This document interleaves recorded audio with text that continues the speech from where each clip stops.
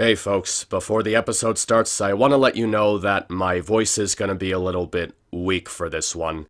Just a couple of days ago, I attracted, some kind of virus in my throat, and it's been affecting my throat for a while, and as you can imagine, it's also affected my ability to speak. I don't know how much longer it's gonna be around. I'm hoping that with the right medicine and rest that it'll go away soon and I'll be back to my more energetic self. On a side note, I've recently heard about someone named Dore Art Dreams Aspie, who's currently dealing with a hard situation. Their family is being evicted from their home, and their mother is trying to get an RV to move to a trailer park so they'll have some place to live when they lose the house. The goal that they have in mind isn't too much, it's just around $2,000, but they only have a couple of days before they're evicted from their home. So this is something that needs to be taken care of as soon as possible. I'll leave a link to the GoFundMe in the description, so if you can, just check it out and see if you can donate. And if you can't donate, spread it around as much as you can. Any kind of exposure would really help out her family, and she would definitely be thankful for your support.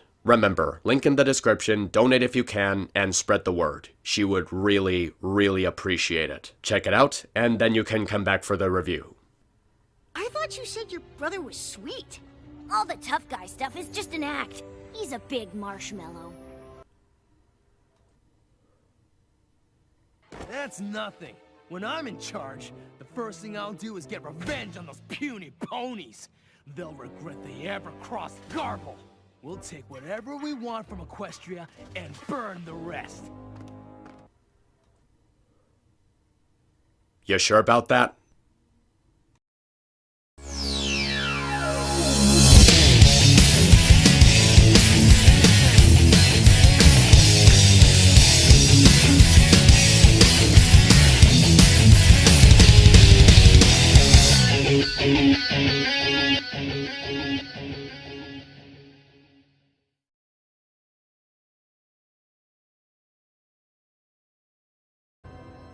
I find myself having mixed feelings on Sweet and Smoky. On one hand, it's not a bad episode, and it's not a bad idea for an episode. But on the other hand, a lot of its quality ends up being really downplayed, and it brings up some really concerning implications considering a particular character reveal. So what happens this time? One day at the school, Smolder asks Twilight if she can return to the Dragonlance to cheer up her brother. She agrees, but only if Fluttershy and Spike go with as part of a kindness field trip. But when they get there, they're confronted with two major problems. The first being that the dragon eggs haven't been hatching and they need to help Ember figure out why. Second, it turns out that Smolder's brother is Garble, which is one of the stupidest plot twists that I've ever seen in this show. But I'll get to that later. There's a number of interesting qualities to the episode that manage to keep you interested in spite of its other issues. The most notable being Fluttershy interacting with the Dragonlance. It's an interesting concept for the show to try out, and they give her something to do so she's not just doing nothing in the background. She interacts with both conflicts and acts as a bridge between them, helping Ember by giving her advice for hatching the eggs, as well as dealing with Garble's issues and expressing himself more openly, which helps to settle some of the pacing issues in the middle. It's also such a great trip down memory lane seeing her assert herself to dragons again.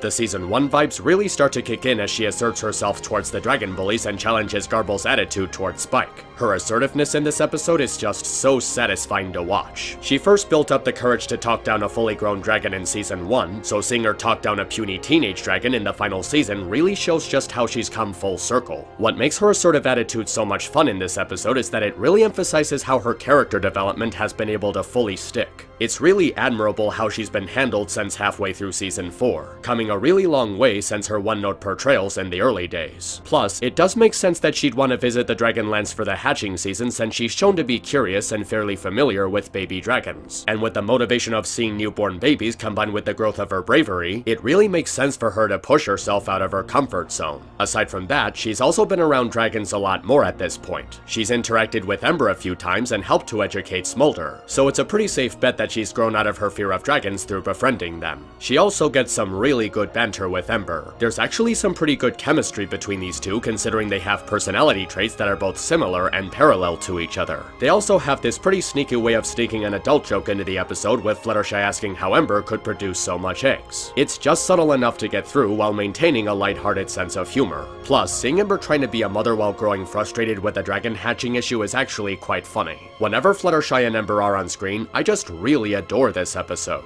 They really do make for its best moments. While it doesn't get a lot of screen time, I do appreciate that the brother-sister dynamic between Spike and Smolder is being carried over from Season 8. The two have a really unique way of interacting considering they have another one of their own kind to work off of. And they act really chill around each other, like the time they spend together in Meltdown and Father Knows Beast actually means something to them. They communicate like a real brother and sister, which really seems to build a bit of a family dynamic between the two. Spike also gets some pretty good characterization in this one. They're not big grand moments like in other episodes, but for the situation he's in, trying to tolerate Garble's bad behavior, he still pulls it off pretty well. It's understandable that he's keeping himself from just lashing out at him due to their history, and he really wants to put forth an effort to help Smolder. Smolder and Fluttershy sticking up for Spike is also a really good highlight in the episode, showing how it wasn't just a bunch of Spike abuse since the other characters actually stick up for him and care about him. And the way Fluttershy points out Spike's inner strength and stating that there's nothing wrong with expressing herself is a real boss moment. It's just so cathartic to see Garble being eaten out and having his bad behavior actually being called out. I'd also have to say that the eggs not hatching makes for the more interesting half of the episode. It makes for a nice mystery and we get that fun banter between Fluttershy and Ember, as well as some nice interaction between her and Spike. Although I will admit that Spike pointing out how the eggs are cold puts it into question.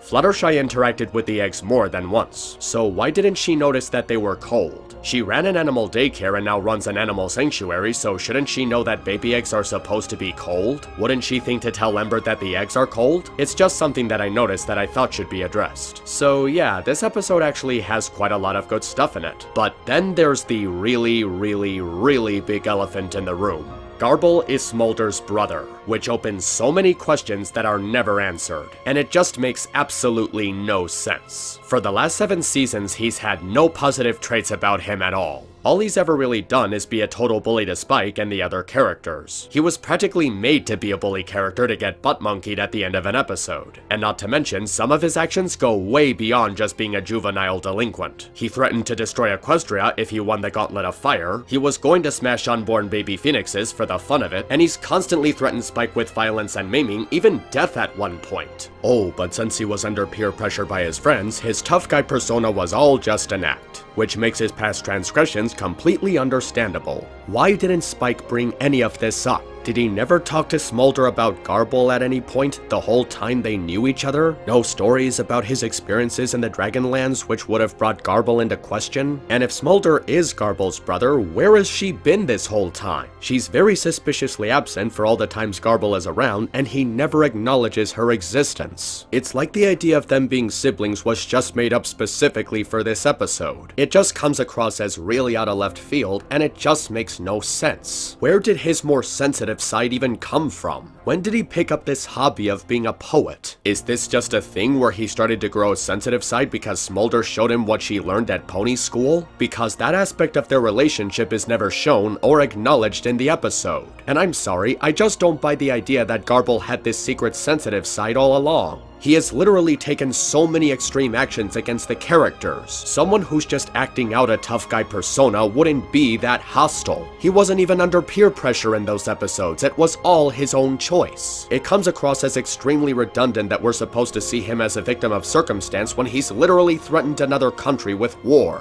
Okay, I get they wanted to add some dimensions to his character to make him more than just a stereotypical bully. But why are they adding dimensions to his character now, in the final season? If you wanted this to make more sense, you should have done it earlier. The super nasty tough guy persona was always what they did with him before this episode. And aside from that, he's a big dumb meathead. So him having this secret artistic side makes even less sense in context. Why is he only now having this sensitive side he's trying to keep a secret? Being fearful of his friends making fun of him makes no sense since he obviously has the means to physically intimidate them. And in this episode, all he does is give weak excuses when they tease him. You can't just take a character who was like this for 7 seasons and then just have him do a turnaround in 22 minutes. There's just too many unfortunate implications regarding his background. Like, what would Smolder think if he knew that Garble was going to destroy everyone? Or all the times he threatened Spike? Even for most of this episode, he's just an insufferable bully. They make a comment about how he was only doing it when Smolder wasn't looking, which makes her look really oblivious since it was happening right in front of her.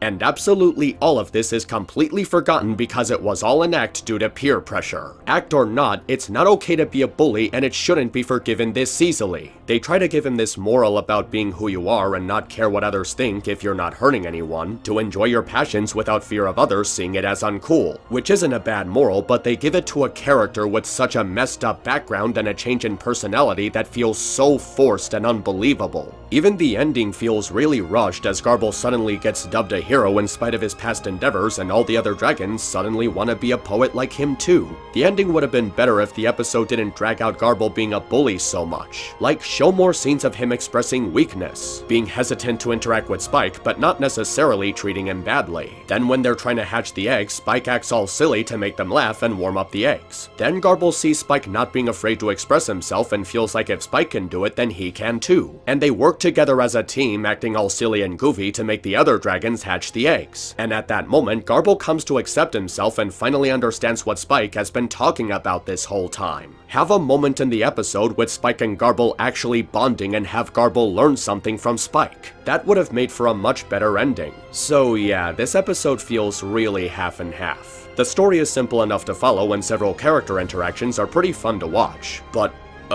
it's just making the whole episode about Garble doing this huge out of nowhere turnaround when there's likely gonna be no more appearances from him with how little episodes are left really drags it down. I will say though that Fluttershy playing a huge part in the episode really helps to redeem it. I mean it, she single-handedly saved this episode. Without her, it would have just been another 20-minute sloth of Garble being a dick to Spike again. I guess Sweet and Smoky is one of those episodes that I would consider okay. It does have its studs, but it's not nearly as bad as some other episodes, so it's a passable trade. So until next time, take care of yourselves and stay awesome. This is Map, signing out.